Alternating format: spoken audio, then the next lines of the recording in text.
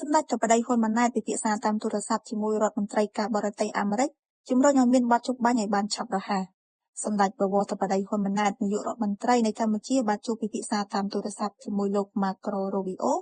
រដ្ឋមន្ត្រីការបរទេសសហរដ្ឋអាមេរិកនាយប់ថ្ងៃទី25ខែធ្នូឆ្នាំ2025ដើម្បីពិភាក្សាអំពីការវិវត្តសភាពការតាមបណ្ដោយព្រំដែនកម្ពុជាថៃក្នុងគោលបំណងជំរុញឲ្យមានបទជប់បាញ់ឲ្យបានឆាប់រហ័ស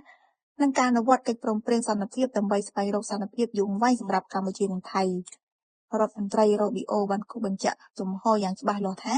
សហរដ្ឋអាមេរិកចង់ឃើញសន្តិភាពស្ថិរភាពរវាងកម្ពុជានិងថៃនិងខិតខំជំរុញឲ្យមានបទជប់បាញ់ឲ្យបានឆាប់រហ័សតាមដែលអាចធ្វើទៅបានសម្ដេចបវរធិបតីបានបញ្ជាក់ជាថ្មីអំពីការប្រកាន់ខ្ជាប់នៅយ៉ាងម៉ឺងម៉ាត់របស់កម្ពុជាក្នុងការបន្តអនុវត្តតាមស្មារតីសេចក្តីថ្លែងការណ៍រួមទីក្រុងកូឡាឡាំពួរនិងសង្ឃឹមថាភាគីទាំងពីរនឹងបន្តធ្វើការជាមួយគ្នាស្របតាមកិច្ចព្រមព្រៀងដែលមានក៏តាមសម្ដេចធិបតីកម្ពុជាបន្តរក្សាជំហរក្នុងការដោះស្រាយបញ្ហាព្រំដែនដោយសន្តិវិធីដោយអនុវត្តតាមកិច្ចព្រមព្រៀងនិងយន្តការដែលបានឯកភាពគ្នានាពេលកន្លងមករួមទាំងសេចក្តីថ្លែងការណ៍រួមទីក្រុងកូឡាឡាំពួរដើម្បីដោះស្រាយបញ្ហាព្រំដែនកម្ពុជាថៃ